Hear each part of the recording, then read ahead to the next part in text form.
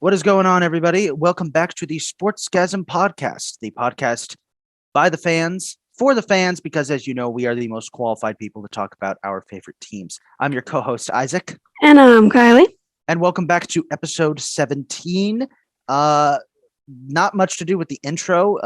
Let's just jump right into it because there's a lot that happened. We got a lot going on in the world of sports this week. Especially MLB. Yeah, especially MLB. Baseball's in full swing. Stanley Cup playoffs are going on. NBA playoffs are going on. There's even more NFL offseason news, though not as much as there usually is, but there's still plenty, I guess. Fine by me. Yeah. Well, Kylee, let's start things off with baseball, and let's talk about the Philadelphia Phillies. Let's not and say we did. We could, but on the other hand, Where's the fun in that? I wasn't able to watch a lot of baseball this past week because I was on vacation, so I'm a little behind. Can you inform me in great graphic detail what the Phillies did? So we were blowing Scherzer out, like when we played the Mets, obviously. And it was a 7-1 lead going into the 9th inning. Mm-hmm. We ended up losing the game 8-7. How does that make you feel? I was pissed. Mm-hmm. Mm-hmm. Of course, I was very upset. I was very mad. Mm-hmm. Mm-hmm. This is good, Kylee. This is good to get all this out. What was that feeling of anger like? What was that like? What did watching the Mets come back from a 7-1 deficit make you want to do? Stop watching sports. I wanted to retire from sports. Oh, I'm sorry. As your court-appointed therapist, I'm not allowed to show bias. The Phillies have issues. Yes, and it's genuinely. I don't know. Would you say it's genuinely concerning at this point in the season for them? Because I know it's a long season, but at this point in the season, how concerned are you with the Phillies? Growing up, I've always been told it doesn't matter till after the All-Star break. But this year, I don't know. Not looking too good. It's not looking great. Because one day we can make ball go boom, we can rake, like we can go insane one game, and the next game we get shut out.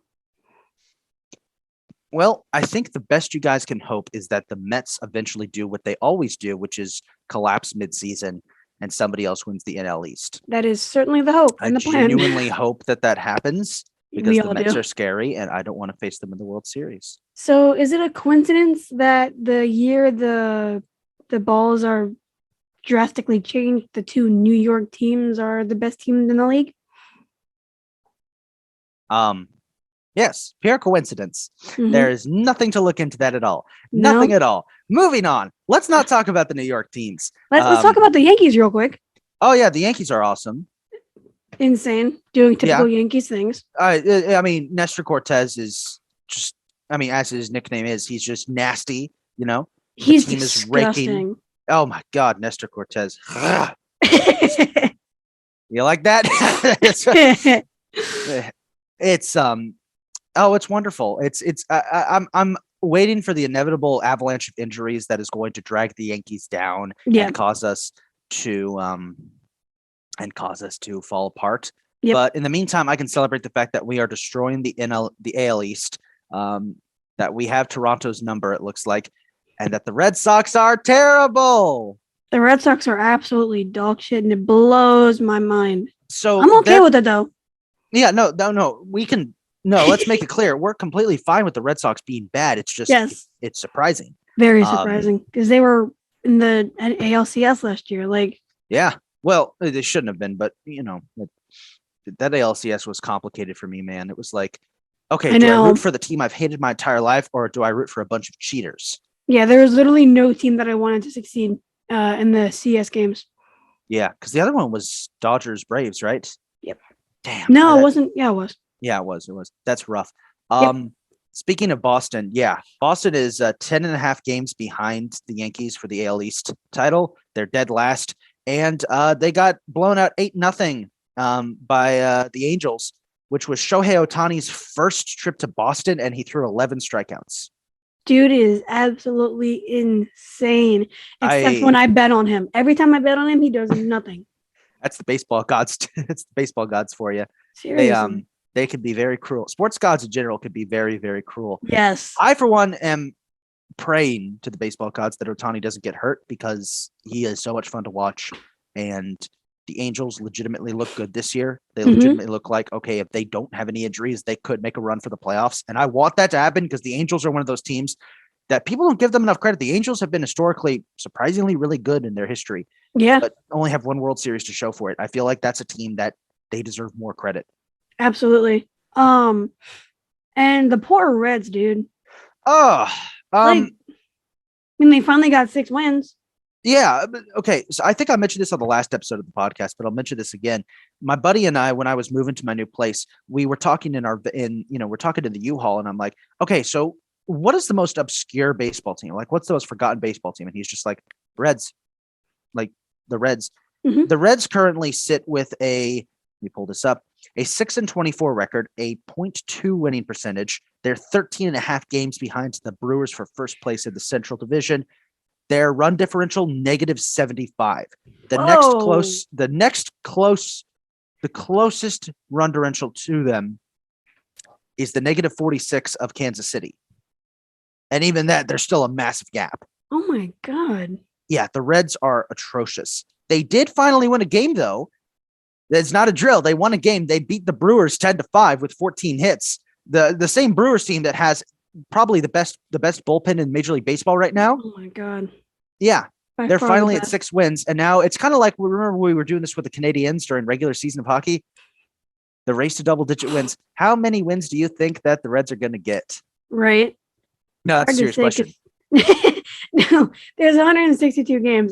That baseball is a record win percentage I will never ever guess because there's 162 of them. Anything can happen. Considering how bad they are, I'm going to say 21, which would put them worse than the 2003 Detroit Tigers, who are the worst team of all time. And I think they could very well happen. I just feel bad for them. People are showing up to their games. They're already getting paper bagged at their games. People showing up with paper bags in their heads. People are yelling, sell the team, which they should. Yes. It's really rough, honestly. I hate it. It is. But then you have another team with the same situation, the Pirates beating the Dodgers. Yeah, that one is weird. That one's weird to me. With 15 hits. Mm. And then the Dodgers immediately got revenge and beat them 11-1 with 15 hits. So that's why you love baseball. Anything can happen.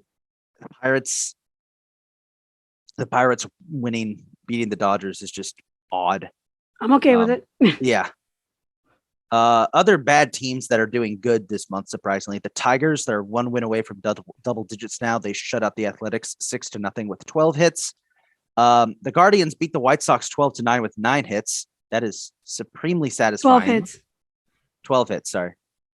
It's satisfying because 12 runs, 12 hits. I like it. Now, you had something to say about the Angels, what the Angels did in their recent game. Yeah, so yesterday, the Angels rookie Reed Detmers no-hit the Rays, and he became the youngest pitcher to throw one since Anibal Sanchez in 2006 for the Marlins. And then, that same game, Anthony Rendon blasts a home run from the left side of the plate. He's a righty. He has never batted lefty before. This should not happen. This baseball season has already been wild. I love it so much. I love baseball. It's been great. I know. It's been great. It's been great. We forgot to mention this about the Yankees. Aaron Judge got his first career walk-off home run to beat the Blue Jays last night, 6-5. I'm surprised it was his first career walk-off. Yeah, that legitimately confused me when I read that. I was like, really? Yeah. You've never had one before? No. Okay. I guess. speaking of the Yankees, their game against the Blue Jays is actually about to start. So if you see it, so I apologize if I suddenly yell really loudly because I'm going to be having that on the side. Before you judge, Kylie, you did the same with the Phillies game earlier this year, I didn't scream loudly. but you could have. The last notable game is the Phillies actually beating the Mariners, or they shut them out 9-0 with 17 hits, and then shit the bed yesterday. So you see, the Phillies aren't necessarily doing everything bad. It's just occasionally not consistent. Inconsistency, and that's cost them in the standings. It looks like. Yeah, and Castellanos, my God, Castellanos has been a blessing. Oh, yes, he has. Wait. I'm not supposed to be a Phillies fan. Well, anyway. It's okay to root for us. I can. Yeah, it's okay if I root for you guys. Anyway, here are the standings. How many weeks in are we? Like 5 or 6 weeks in? 5. 5 weeks in, here are your standings. In the American League, Yankees are raking 21-8, best team in baseball currently. They lead the Rays by 4 games. Blue Jays are back 5 games. The Orioles, surprisingly, are not as trash as we thought. They're 8.5 games behind, and then the Red Sox sit dead last 10.5 games behind. Yep. AL Central, the AL Central is tightly contested right now between the Twins and the White Sox. Twins lead the division by 2.5 games over the White Sox. Cleveland is 3 games behind, and then it's a big gap back to Kansas City and Detroit, who are struggling to get to double-digit wins, and the Tigers are looking really bad. As we mentioned, though, they did get a big win. Yes. This was a good week for bad teams. In the West, currently, the Angels lead the Astros by a single game. Hopefully that stays that way. At least. Seattle's fallen back a little bit. They're 6.5 games behind, which is unfortunate considering the fact that we thought, oh, come on, they were going to playoff drought. Into that playoff drought, please. Then the Rangers 7 games behind, and then the Athletics back to the basement 8.5 games behind. But honestly, they're still pretty close. Mm-hmm. Over in the National League, in the NL East, the Mets we can skip over that. No, we cannot. The Mets are dominating. They have a 7-game lead over the Braves for first place. Marlins are 7.5 games behind. Then they're tied with the Phillies. Then Washington is existing. They're 11 games behind. Hopefully it gets more. NL Central. Wow. This podcast is based in Maryland. You can't say that. Yes, I can. NL Central, the Brewers are dominating. Cardinals are 3 games behind, so not completely out of the way, but they are in a bit of a hole. Then it's the Pirates, 7 games behind, a big gap back to the Cubs, who are 9 games behind, and then the Brewers. Reds. Not the Brewers, Reds. Why did I say Brewers? Brewers, Reds. I have no idea. Meanwhile, the West, which last week I screamed loudly at because it was an absolute dogfight, is still an absolute dogfight. Every team is within 5 games of each other. The Dodgers lead the Padres by a game and a half. Then it is 3 games back to the Giants, 4.5 games back to the Diamondbacks, and 5 games back to the Rockies. So that division is still pretty much up for grabs between everybody, though it's looking like it's going to be the usual big 3 who handle that division. Yeah, like usual. And it's time for overall week 5 Major League. Week 5. Stat leaders through week 5. Well, not that. I was going to say week 5 way too early. World Series prediction. I'm going to go Yankees Dodgers now. I like doing that every week. It changes. Why? Because it changes. No, it doesn't. Don't worry. Okay, you know what? We'll save it for the end of the month. What are the stat leaders? Yeah, we can do monthly. Monthly works. Stat leaders. All right. So stat leaders through this week, we got batting average, Manny Machado leading it with the batting average of 379. Absolutely raking. Early MVP candidate. You got Judge with leading the league with 10 home runs. A ton of players have 9 though, so look out for that. Might change next week. RBI, you got Jose Ramirez of the Guardians with 30. With hits, you got Manny Machado with 44. Stolen bases, you have Julio Rodriguez with 10. And we get to pitching with wins. 18 pitchers have 4 wins. Oh my God. 18. Just leave it at that. Yeah. ERA, you have Michael Kopech of the White Sox with a .93. Insane. With saves, it is a 3-way tie between Jordan Romano of the Blue Jays, Taylor Rogers of the Padres, and Josh Hader of the Brewers. They all have 12 saves. Hader still hasn't blown a save or even allowed a single run. Dude is going crazy, and stay away from Philadelphia. I smell a Cy Young award in the process. Right.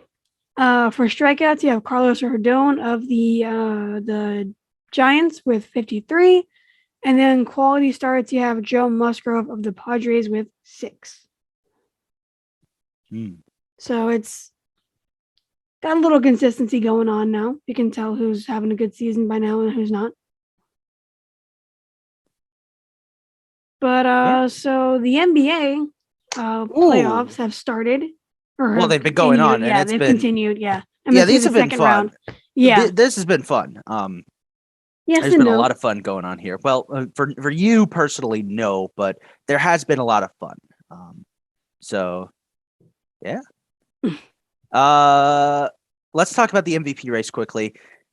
You shared with me a tweet last week that said an insider from the Sixers said that they were giving out Embiid MVP shirts. They were told to order them. They were told to order them. Clearly, those shirts are going to go to some village in Africa now because, Jokic got it. Does he deserve it? No. No, probably not. Well, he had a great season, obviously. He did have a great season. He had a great season. The problem is Embiid had a better season. And I think you could see exactly from their performance in the playoffs. Without Embiid, the Sixers struggled. The second he got in, they evened up the series. Yeah. Meanwhile, Jokic played in all of his games and the Nuggets still lost. And he got subbed out because he was a defensive liability. Yeah. So I've always been an opinion that MVP should be given out after the championship game of the season is officially over. I've said this many times. I'll say this because it's a regular season award, though. I get why it's not. But the problem is how many MVPs have blown it in the playoffs. You just have to look at how many NFL MVPs have completely blown it in the playoffs, and be like, okay, I feel like you need to incorporate the entire season. It's just my opinion. But so my issue with this whole thing is back-to-back MVPs, like Nick Wright said, is reserved for the best of the best, like the top players of all time. Talking about generational talent. Right. That is Kareem. That is Mike. That is Wilt. That is Russell. That is Steph Curry. That is Giannis. These are generational all-time talents. We have to start respecting Giannis as an all-time future talent, as a future all-time talent. He's already a current all-time talent. He's a generational talent. He's on his way to be generational. That back-to-back MVPs should be reserved for those players. Yeah. And now you have the best of like Nick Wright said, you have the best of the best plus Steve Nash, and now it's the best of the best plus Steve Nash and Nikola Jokic. Because Jokic is not a generational talent. You cannot deny how good he is. You can't. You are right. It's not saying he's not good. Yeah, you're right. How many other giant men from giant European defensive players have come into this league and dominated? Dirk Nowitzki. Dirk Nowitzki. Dirk Nowitzki. I'm sure there's a lot more. I don't know why I'm. It's off the top of your head. It's hard to. Dirk Nowitzki. Kristaps Porzingis. Yeah, he's good. Okay, he's good. What was that guy's name? Whose name I am completely. What was his name? Vlade Divac. Manu Ginobili was good. He wasn't European. Oh, that's right. He's from Argentina. That's right. I'm talking about big defensive dudes. Yeah. Nikola Jokic is great. Yes. He is easily one of the best players in the league right now. Second best center in the league. Yeah, second best. That's the key, though. Was he the best player this season, though? No, not by a long shot. And no, he didn't have help. His team was garbage. Yeah, but you're in a worse conference with a Lakers team that was in shambles. That is how bad the West was. Yeah, the West was. Well, Embiid had to push this team through the Ben Simmons drama. Yeah. We were the number 1 seed at one point for like a minute. You were. Without James Harden. This is before the trade. And our quote unquote second best player wasn't even suited up. So he had the most 40 and 10 games for either a player or a center of all time. You cannot convince me Jokic should have beat Embiid for the MVP. I don't know what else Embiid has to do to win it. I mean, last year it was his availability. He's played the most games he ever has this season. And now he's doing it on half a face, 9 fingers, and a concussion. It blows my mind. It's disrespectful. It's disgusting that the media clearly has this narrative. It's atrocious, and it needs to stop. They just don't want to validate the process, and it's disgusting. Right. But maybe voter fatigue will get to them, and they'll stop voting for him because VORP does not exist. We can only hope. VORP doesn't exist. Like, your advanced stats are nothing. Stop punching calculators, watch the actual games. It's that simple. That was my rant for the day.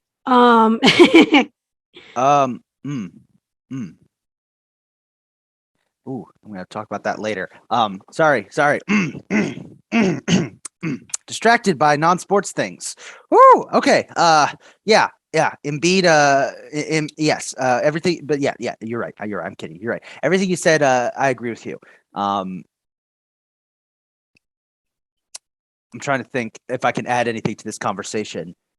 Not necessarily. I'll go back to what I said originally. One of these two players, his team is still in the playoffs. The other isn't. So that's what I'm going to say. Yeah. One got... No, they didn't get swept. They almost got swept. But it's annoying. And whatever. He'll get his eventually. Eventually. I know. We'll I know. One unfortunate thing to note is that Ja Morant is doubtful for the rest of the playoffs because he has a bone bruise in his knee. And just like that, Memphis's playoff chances have disappeared. Done. Their title hopes. I watched a bit of Memphis and the Golden State's games when I was on vacation, and yeah, Memphis looked great, but you could tell that if Ja wasn't playing, this team just did not have the oomph needed to get past the Warriors, and that kind of has turned out to be the case because out in the West, the Warriors have outlasted the Grizzlies and they've taken a 3-1 series lead. Yep. So I feel bad for the Grizzlies. You know, small market teams deserve way more credit, especially after we had 2 small market teams in the finals last year, and it actually was entertaining as hell, despite everyone saying, despite the NBA like pissing their pants, probably thinking like, oh no, big market team, whatever shall we do? It's like, so I'm always a firm believer that small market teams can put on more of a show because they kind of have to in order to justify their existence. So I feel really bad for Memphis, but on the other hand, it's like, well, I mean, they'll have a lot more chances in the future. They're a very, very young team. They're super young. Like I didn't know half of the people on the Grizzlies except for Ja. They're extremely young. And I went to the Sixers Grizzlies game where Embiid didn't even play. They looked phenomenal. So they have a very, very bright future. And it's exciting to see where this team's going to go. Yeah. But it's the West second round is turning into be a freaking bloodbath. Oh, yeah. They all hate each other. Oh, yeah. And we need to talk about what happened at the Suns Mavs game on Mother's Day. Yes, that was. So I was at the NASCAR race when this happened. And I didn't hear about this until I got home. Me and my buddy just got back. We're in the hotel.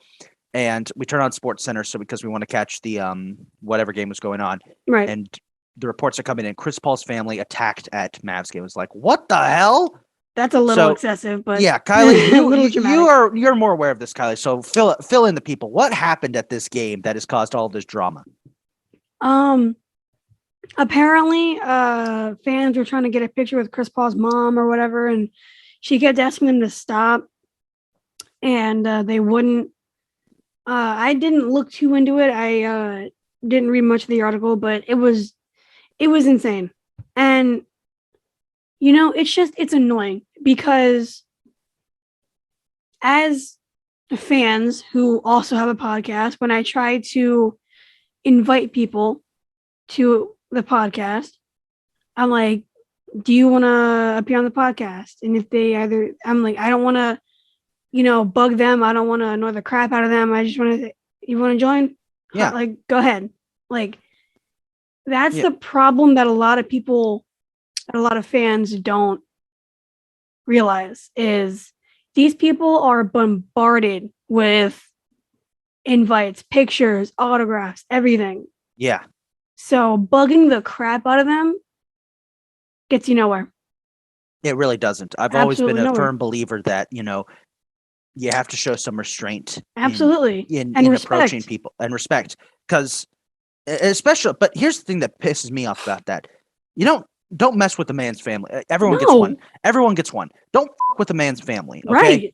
Right.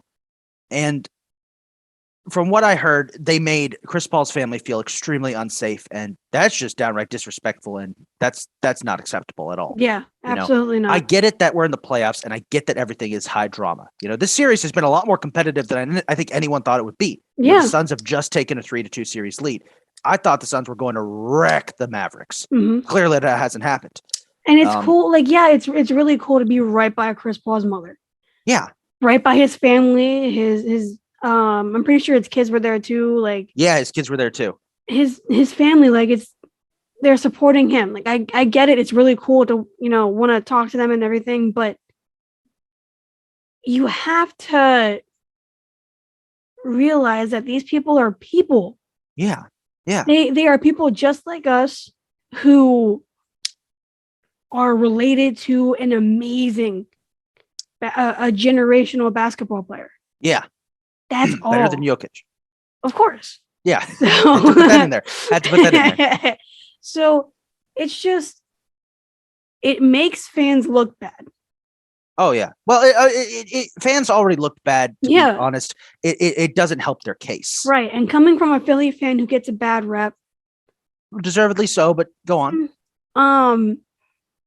It's annoying because as the non-crazy, as crazy. Not right. So I'm not, I'm not one of those people who's going to run up to someone and be like, oh my God, I'm not going to bug the crap out of you.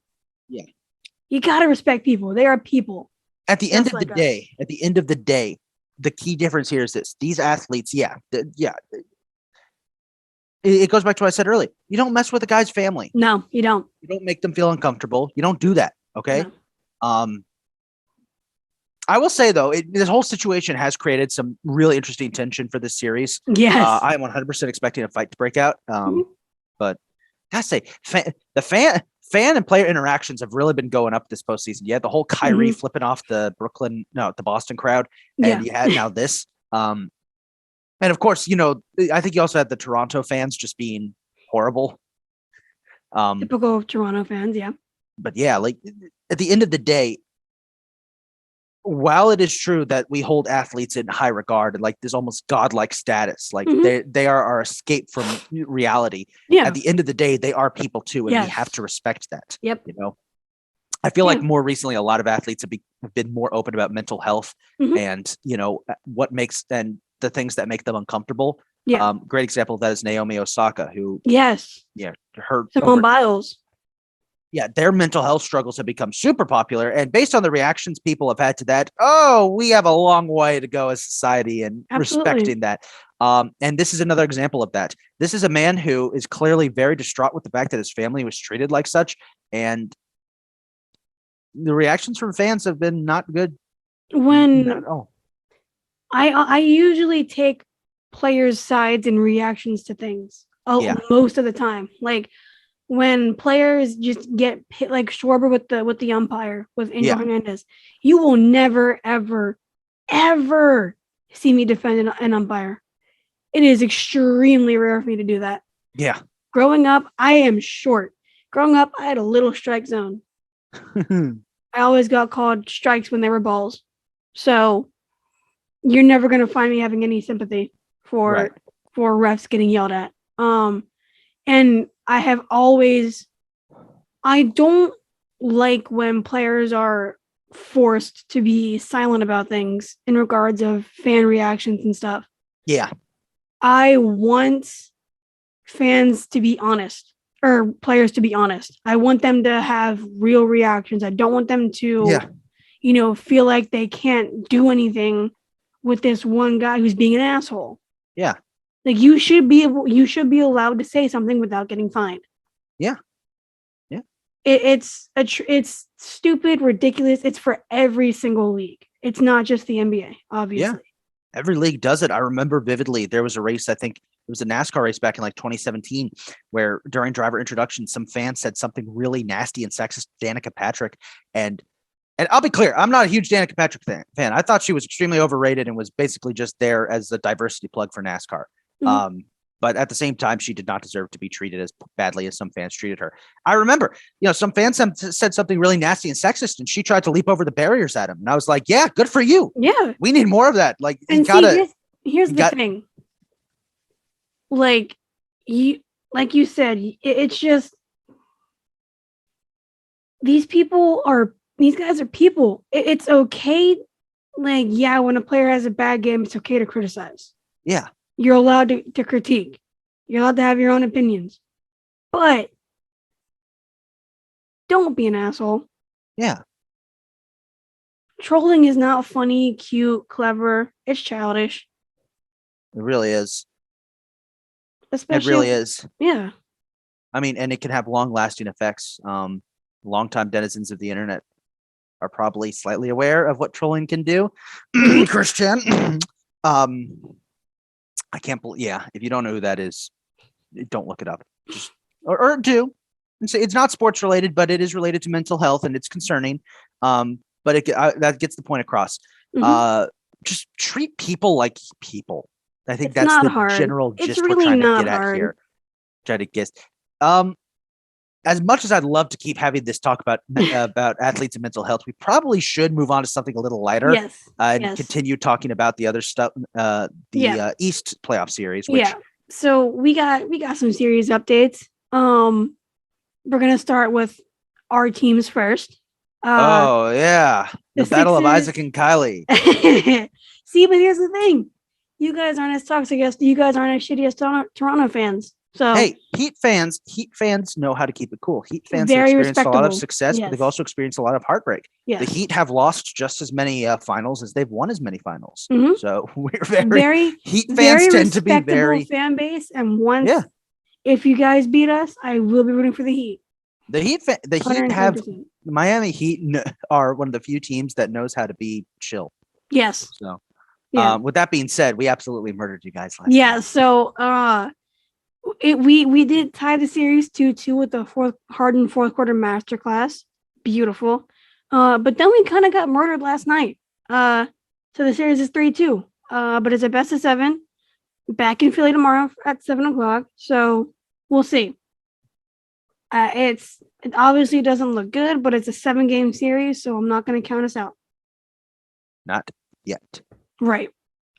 It's not over until there's 4 W's. So I'm not gonna. It is what it is. And then you have the Celtics managing to tie up the series with the Horford poster. And my one question about that game is you couldn't do that in Philly, Horford. You couldn't do that in Philly. You were shooting threes. You were posterizing people. You couldn't do that in Philly. Probably not. I loved when you came to Philly. I bought your jersey. I bought your shirt. I supported you, and you just didn't.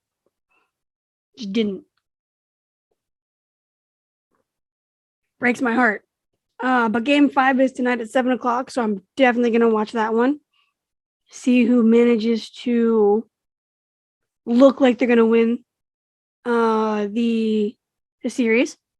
And then we go out west where the Warriors outlast the Grizzlies and take a commanding 3-1 series lead. They did only win by 3 points last night or 2 nights ago though, so it's not like it was a blowout or like anything. It's just a 3-1 lead. Curry's probably scared of the 3-1 lead, but nonetheless, 3-1 lead. Game 5 tonight at 9:30. And then the Suns take a 3-2 series lead behind a very toxic game. And they look to eliminate the Mavericks tomorrow at 9:30 after the Sixers game.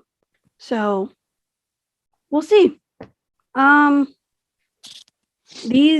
This has been an amazing semifinals, conference semis. They've been great.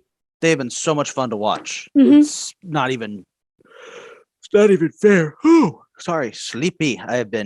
I just think working a lot. whoever comes out of the East is going to win it.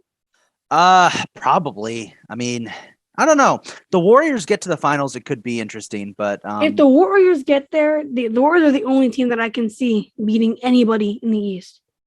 I don't know. I would like to see anybody in the East versus the Warriors, to be honest. I want to see the Mavericks in it. Nah. I love Luka, and I'm a big Mark Cuban fan. Nah. I would love to see it. I don't think it's going to happen, but I want to see it. This Mavs team has no business being in this round in the first place. Yes, they do. Luka deserves it.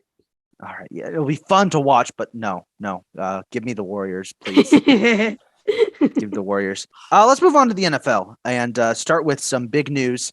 Tom Brady, when he eventually retires in 2033, when will join Fox Sports as their lead analyst.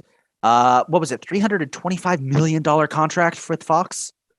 Essentially, he's taking a pay cut to play football. Yeah. I actually like this because I like Tom Brady is a genuinely hilarious person. Are we ever going to get rid of this guy? Eventually, he is getting older. Like he almost I am retired. so sick of him. I know you're sick of him. Let me be clear. Don't worry. He will be gone eventually. The man, he is 45, 46.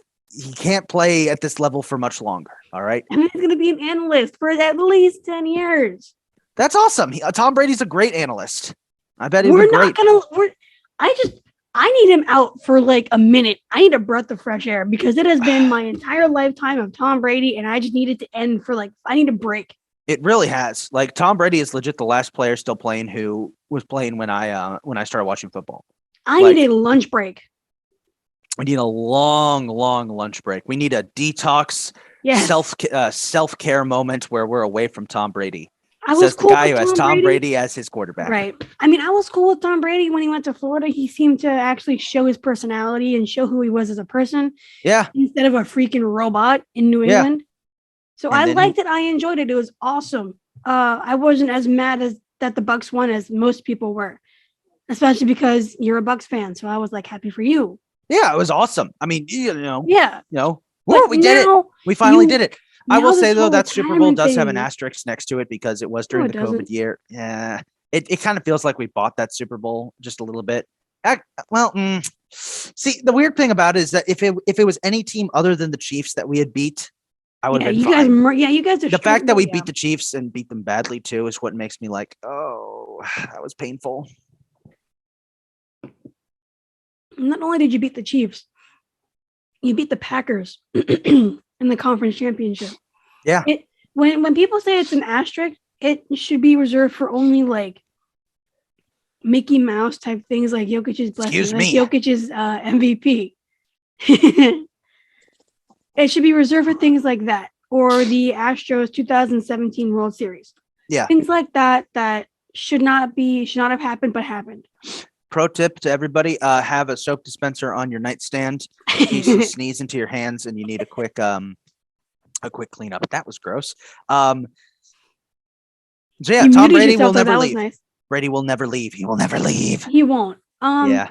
And I mean, it's just so the reason this makes me mad is because I follow this guy called TFG, that franchise guy. You guys got to follow him. He's actually amazing. He actually pointed out the problem with NFL analysts or analysts in general. It's going to former players instead of people. Well, I can see two things with this because it sucks for people who are trying to be analysts and are just getting passed over by the next player. So I think the thing is though, that's always kind of been the way it's been though. Former players have always been analysts because they know the game the best. Yeah, and that's the thing. That It just Like- sucks for people who want to get into to be analysts. I understand that. But I get it. I would rather listen to someone like Tom Brady tell me, or like Peyton Manning tell me this scheme for this team or whatever, than Yeah. Stephen A. Smith about whatever. Because Like, I the thing get is, and I'll say this: the thing is about the analysts is that, in my opinion, it should only be former players or former coaches because they know what they're talking about. They have that firsthand experience. Yeah. They have those stories they can fall back on. That's what you want. And I get that we want to see a lot of people who are trying to be analysts who didn't play and are more analysts is like they grew up and they studied this and that's what they want to do. Mm-hmm. Okay. You don't have that experience on the field to relate to it. Yeah, that's right? why You I get may it. know It's just, you could know football strategy perfectly, Mhm. but you're never going to have that firsthand experience of being, on the field. That's why, like, for me personally, someone who's trying to get a career in sports broadcasting, I'm going for more of a play-by-play Mhm.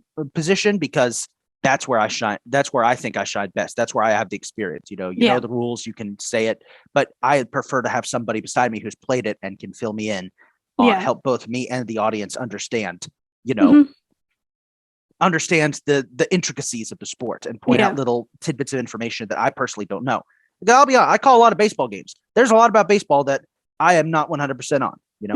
I know the basic rules. I know all that. Right. But, explaining the strategy behind bunting is something, okay, I can kind of do it. But if I have somebody who's played baseball before next to me, they can explain it way better than I can. Mm-hmm. Yeah. Yeah. So, I mean, having one person that, like you said, does what you're doing and then plus a player to explain it, that should be the way to go. And I mean, it's cool to see. It's going to be interesting to see what Tom Brady does as an analyst. He's going to be like Tony Romo, who is absolutely incredible. Probably. Yeah. But I'd actually want to see him coaching instead of analyzing. I want to see what he's like as a coach. Because I feel like that fits him a little better in a sense. It would be very interesting. But another so enough of that. We have another thing that happened was Giants rookie Kayvon Thibodeau paid the Giants kicker Graham Gano $50,000 so we can have the number 5. The $50,000 was donated to the charity Puppies Behind Bars. It's an amazing charity that provides service dogs to wounded war veterans and first responders, in addition to explosive detection canines for law enforcement.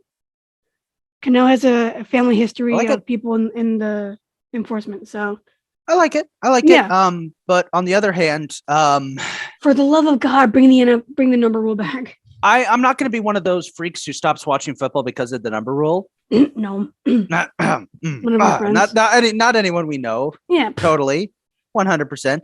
But yeah, that's concern. It's like you had to pay him $50,000 to have the number 5. This is kind of getting ridiculous. Like he's gonna be bad with money. Hot take, because you just spent $50,000 on that jersey number. Yeah, 50,000 on a jersey.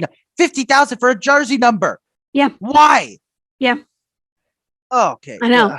It's so stupid. It's like I didn't fully click until I just started repeating the number and realized, wait, it's a jersey. You paid 50,000 for 50. Yeah. Okay. Shout out to Graham Gano for probably taking one look at Kayvon Thibodeau and thinking like, this kid's probably a dumbass. I got an idea. All right, I'll give you the number, kid, for let's say $50,000.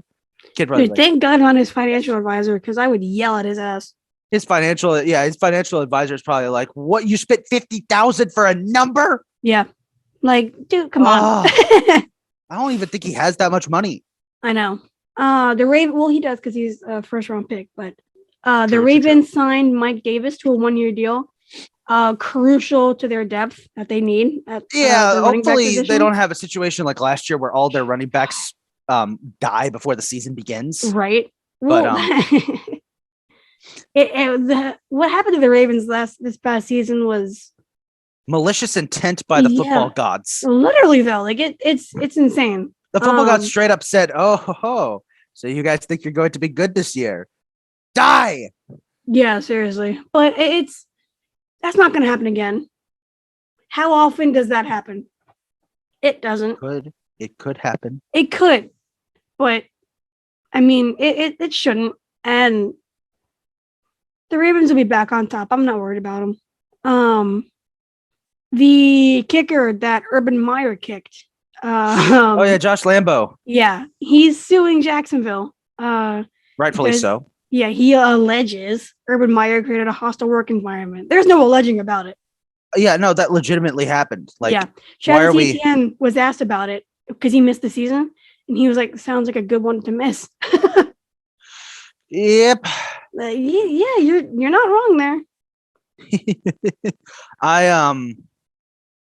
I just feel horrible for Jacksonville in general. No, well, they still have Balky, but they have Doug Peterson, Trevor Lawrence. I'm not worried about them. Yeah. But they got Walker instead of Hutchinson. That's a little concerning. But we'll see. I mean, Christian Kirk is a decent wide receiver, overpaid, but decent. Yeah. So so I'm not really too worried about them. They're not going to be like the 2017 AFC Conference Championship appearance Jaguars, but can you believe nothing is going to replicate that team? Like looking back, they were stacked. Yeah, it's the most random one-off team in NFL history. And you look at it, you look at the quarterbacks in the conference championships. You have Tom Brady, of course, and then you got Blake Bortles, Nick Foles, and Case Keenum. Case Keenum. 2017 was a weird season. Looking back on it, was a beautiful season. It was weird. I miss it. You miss it for a reason. I don't miss it. Bucks were terrible that year, like they always were under Jameis. I just wish I appreciated that season more. I wish I paid attention more to that season than I did. That was the first season I truly paid attention, like went in depth and wasn't just like a casual fan, like, watch the games, but don't think of it. That was the first season where like I watched highlights of every game, tried desperately to like understand more about what was going on. I really appreciate that season. A lot of blowouts though, looking back on it. There were a lot of blowouts. Yeah. Watching that season makes me cry. Really? Seeing how amazing Wentz was. Oh. That dude, literally the one thing that sticks to my mind was we were playing Washington and he was like getting sacked. There were like 5 dudes on top of him and he just... I remember that game. That was so awesome. I was at work. It was on Sunday. We had the church tables. I was at work. I was watching it. I was like, oh my God, he's going to get sacked. Oh, holy shit, he's going? Yeah. That was... Yeah. Different. that Carson Wentz was different before the ACL tear. He was. But I hope, for the love of God, please do well in Washington. I am rooting for you. Please. And then one final thing of the NFL before we go into your NHL corner. We have Sony Michel going to the Dolphins. All right. I dig it. I'm okay with it. I mean, I dig it. Why not at this point? Could be, could have been Tua worse. Has pick up 0 excuses. Yeah, he does. This is feast or famine year for Tua. They shouldn't have fired Flores, but well, yeah, but I mean, we've talked at length about the Dolphins before, them being stupid. So I think we can forgive in this case. Yeah. It's just my opinion on it. Want to talk some NHL? Yeah, let's go to your NHL corner. So we do have some non-playoff related stuff that went on this past week. There was the draft lottery that was last night. The Canadiens got the first overall pick. Devils got number 2. Devils got number 2.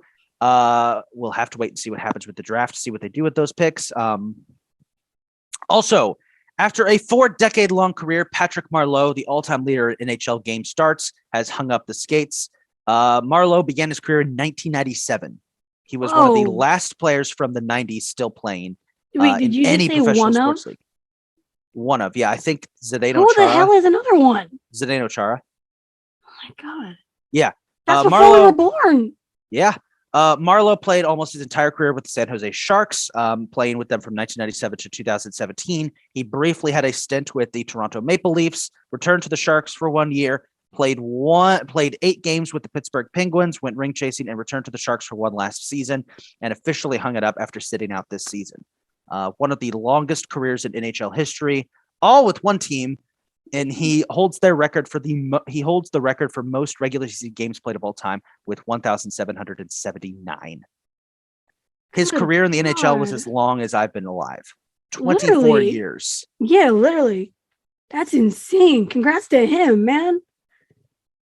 That is insane. It just reminds me of my favorite player of all time. A little bit of bias here. Marty Brodeur. He played for the Devils for a very long time.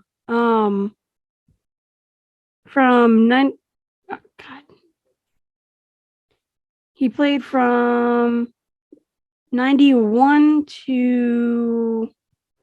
Why is this not working?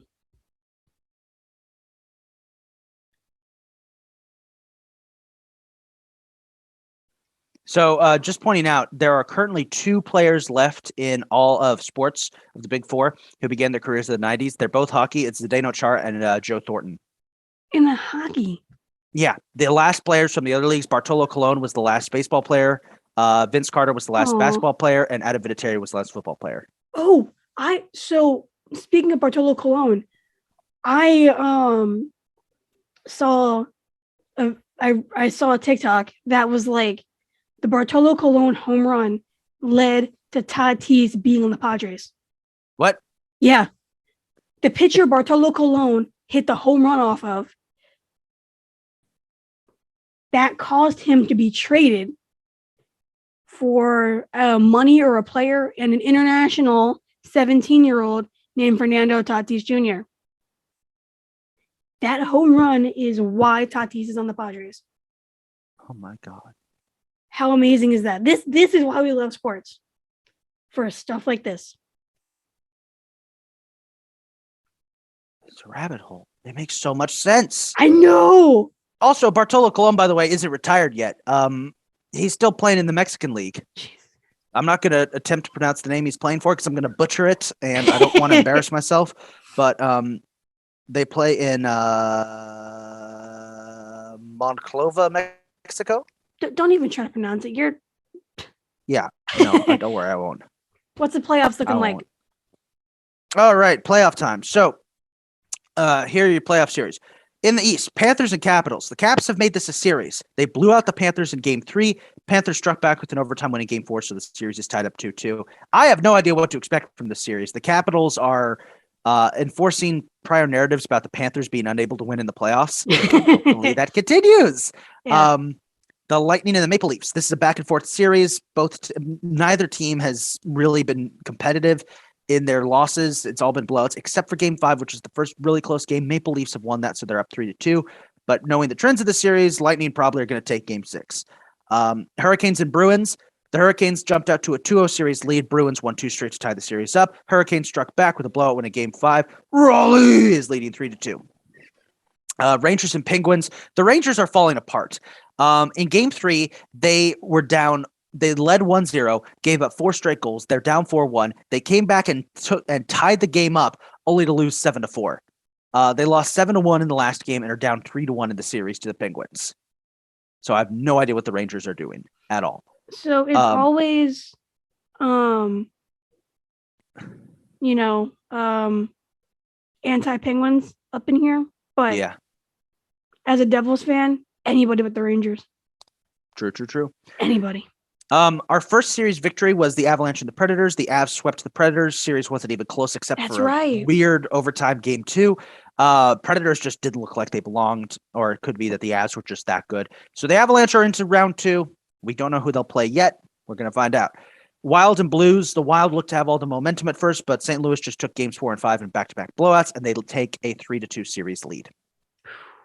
Flames and Stars. The Stars have shockingly took Games 2 and 3 despite being the most obsolete team in the playoffs. Flames are finally flexing their muscles with a big win in Game 4. They've tied the series up 2-2 in what has been another series that is shockingly competitive despite one of the teams being the number 1 seed from their division and the other team being a wildcard team that probably should have been in the playoffs and only got them because Vegas collapsed.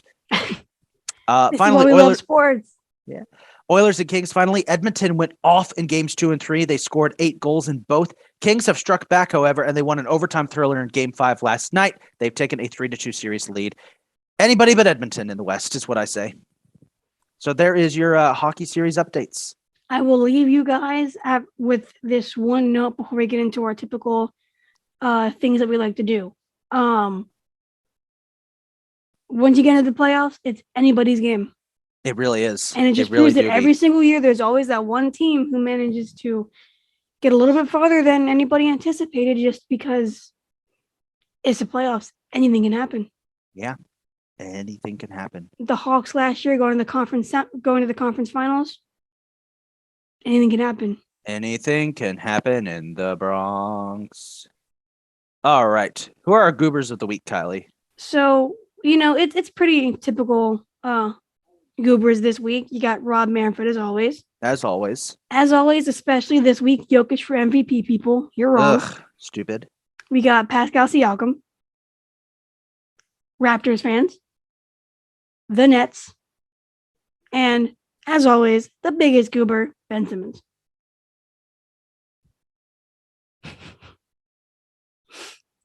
What are you doing for Who Won It All? We're throwing it back to 2002. We're going to find out who won the Big Four championships in 2002. Plus, if I know you want to exactly why you picked this one. Oh, I did pick this year for a very good reason. Let's start with Major League Baseball. The World Series of 2002 is often considered to be one of the greatest choke jobs in MLB history and also one of the most forgotten World Series. Kylie, who were the World Series champions? 2001 was the Diamondbacks. Yeah, it was the Diamondbacks. Yep. You stupid Yankees fan. We're not going to talk about that series. And I'm going to chuck my phone across the room. Oh, I probably should have done that. Well. and then you got 2002 the World Series. It's not the Yankees. No, it was not the Yankees. No. It was an AL team, though. Let's just say that. No, not the Red Sox. They were a couple years removed. This team has undergone a lot of name changes despite having never relocated from where they are. It's just that Marlins? Oh no, that was the year after. We're looking for a West Coast team in the AL. Keep changing the names despite never leaving? The name has stayed the same. It's the first part of the name, the location, that changes, despite the fact that they have never relocated. They've always stayed in the same place. What the hell? It's this team's only World Series appearance, their only victory. What the hell? Your time is up. The Anaheim Angels were the 2002 World Series champions. They were massive underdogs coming in. They had to get past the Moneyball Athletics, so they were a wild card team. They faced off against Barry Bonds and the San Francisco Giants. Ooh.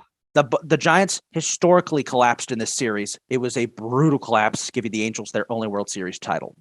Damn. Yeah. All right. This will be an easy one. Who was Super Bowl champ in 2002? Your stupid Bucks. Hell yeah. Greatest defense of the modern era. 2002 Bucks crushed the Raiders. And then promptly entered a nearly 20-year depression where they couldn't do anything. Where you beat the Eagles in the conference championship. Oh, great. Yeah. I'm glad I forgot to bring that up. Who was Stanley Cup champions in 2002? 2002? Wasn't the Devils. That was a year before. The Devils were the year after. Yeah. Shit. Who was it? Not the Red Wings. It was the Red Wings? The 2002 Detroit Red Wings are the greatest team in hockey history. Wow. You want to hear something interesting about the 2002 Red Wings? Let me bring this up. Okay. This team, I'm going to give you a list of names. Oh, God. The 2001-2002 Detroit Red Wings finished with a final record of 51, 17, 10, and 4. Wow. Here are some players they had on their team. They had, and I want to pull up the screen with you on it so I can see your reaction. Brendan Shanahan, Sergei Fedorov, Brett Hull, Nicholas Lidstrom, Luke Robitaille, Steve Yzerman, Igor Larionov, Chris Chelios, Pavel Datsyuk, Chris Draper, Thomas Holmstrom, Kirk Maltby, Darren McCarty, and Dominique Hasek. Oh my God. They had 12 players who were on the NHL's all 100 greatest players team on that team. Oh my God. Yeah.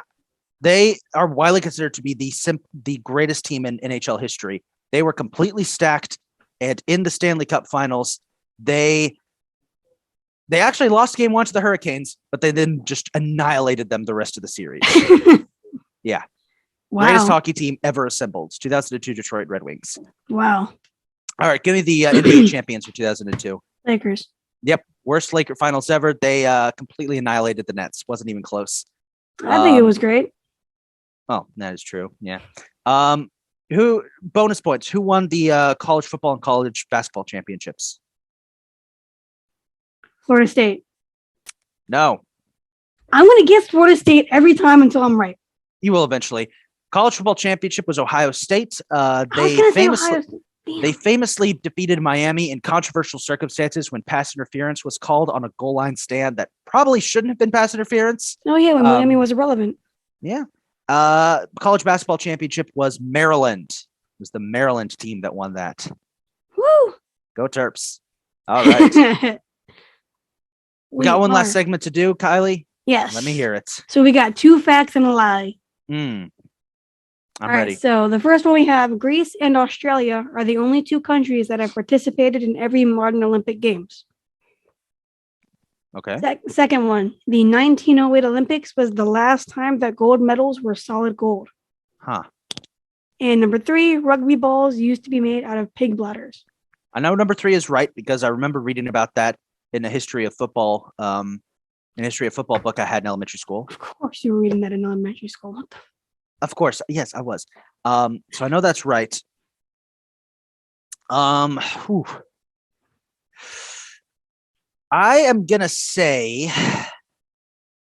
number 2 because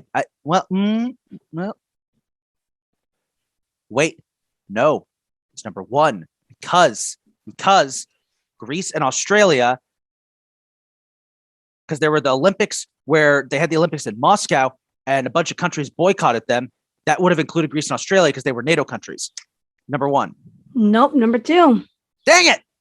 It's the 1912 Olympics that was the gold. That was the last year for gold medals. So Greece and Australia went to the Moscow Olympics when everyone else was boycotting them? That wouldn't count because nobody else went. Wait a minute. No. I protest. The 1980 Moscow Olympics count as a modern Olympics because they took place in the modern era. And enough countries went. All right. Of course, the NATO countries boycotted because, Cold War. So that meant Greece and Australia weren't there. Were Greece and Australia there? They were there. I am It must have been. checking this right now. I'm fact checking this. You son of a bitch. I am fact checking this.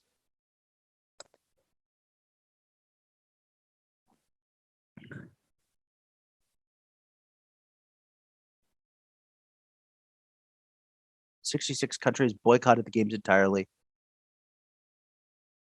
No, Greece and Australia. What the hell? No, they actually did go. They did. What? Yeah. I am so disappointed in them. Okay, England went too. So okay. You know what? Not everybody went. Yeah.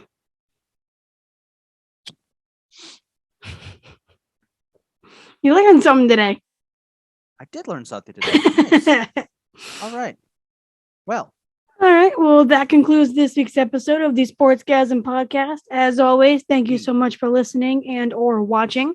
If you liked what you heard, follow us. You can watch us more on YouTube and follow us on all the socials, Twitter, TikTok, Instagram. The name is @SportsgasmPod for all of them. Ask us questions. Just let us know, comment, whatever. We'll be asking you questions and posting them on the socials too. So we will see you guys next week. thank you guys so much for tuning in. As always, be sure to follow us on all of the streaming platforms that we're on: Spotify, Anchor, Amazon Music, Apple Podcasts, of course, YouTube. like Kylie said, go ahead, interact with us on Twitter and all of our socials. Thank you guys so much for tuning into this episode. Until next time. Till next time, guys. Peace.